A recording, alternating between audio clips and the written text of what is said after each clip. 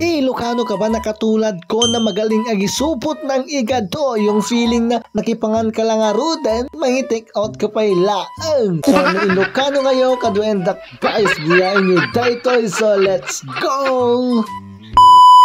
For today's video mga bes, ito ang eksena dito sa aming probinsya. Buti na lang may U-Box ang motor niya. Na Ilocano ka, nalaing ka nga gisupot ti igadaw kunada pero nawan U-Box mo. Nakakadkadlaw no ko.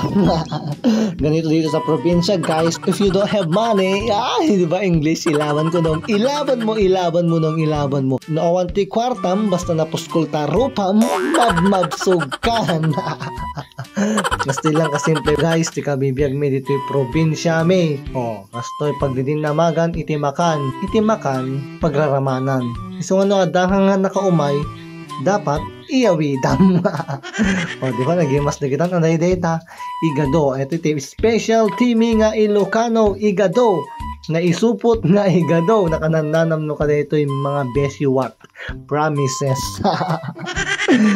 Ilaban mo nung ilaban mo. Naisa may sa amin mga bes nga kinita noan niya dito in payawid da ay este in pa take out da. Ayan at apay ko nang ipakbo na amin ng ibati pa ilang ngay take out lang aruda nang isupot pa ilaan. Apay kas dyan. Nang i-blessing ni manong mo. Eto itinagsarap patatim mga besyuwak. Patatim. O diba naka-red suna? Nagsarap nga tadetan mga besyuwak. Stomach progress na naman ang manong nyo si Q.